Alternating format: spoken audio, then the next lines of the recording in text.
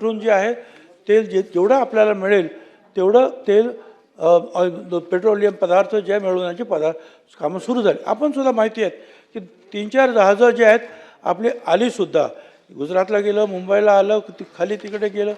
तर अशा रीतीने आणि आता कालच मी जे काय अल जजीरा किंवा BBC वर जे पाहिलं त्याच्यामध्ये स्पष्टपणे इराणनीच म्हटलेलं आहे की आम्ही ह्या जी जहाजं अडवलेली आहेत आणि अडवणार आहोत ती फक्त आमच्या दुश्मनांची अडवणार आहोत, बाकीच्यांची आम्ही अडवणार नाही. याचा अर्थ बरेचसे जे आहे या आपल्या भागातील म्हणजे जपानपर्यंतचे ह्या ऑइलचे प्रश्न फक्त आपल्या देशात निर्माण झाले अशातला भाग नाही, हा जागतिक प्रश्न निर्माण झाला.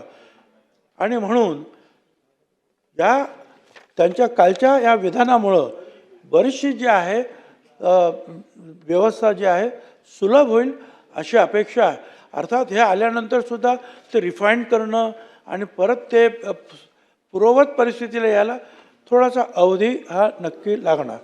आता प्रश्न राहिला की आम्ही शाळांनासुद्धा किंवा हे वृद्धाश्रम ज्यांना डोमेस्टिक गॅस जो आहे जे अगोदर घरचा गॅस द्या आणि नंतर डोमेस्टिक पद्धतीने त्यांना तो गॅस तुमच्या जे आम्ही वाचलं ना, वृद्धाश्रम आहेत, शाळा आहेत, रुग्णालय आहेत, त्यांना आपण डोमेस्टिक पद्धतीनं निवेदनावर चर्चा होत नाही ताई त्यांच्यावर नाही. ते आता पाठीमागे कोणी हात उचलला त्यांना सांगायला पाहिजे की नाही? त्यांना सांगायला पाहिजे ना. नाना आपल्याला संधी दिली मग सगळीकडे संधी मागतात लोक.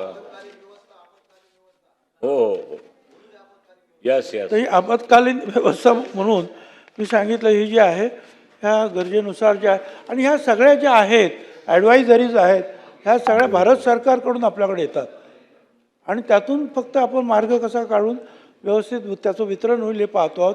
आपण याच्यावर मेस्मासुद्धा लावलेला आहे की जर जो कोणी केलं त्याची अटकसुद्धा केली.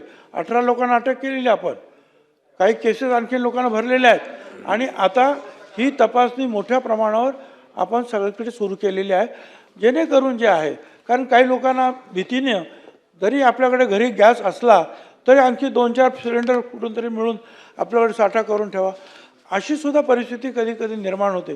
त्याच्यामुळे सुद्धा कृत्रिम टंचाई आपल्याला निर्माण झालेली कधी पाहायला मिळते. आमचं म्हणणं असं आहे की भारत सरकार आणि त्यांच्या कंपन्या सतत सांगता आहेत की LPG PNG या गॅसचा साठा आमच्याकडे भरपूर आहे, त्याची काही काळजी करू नका.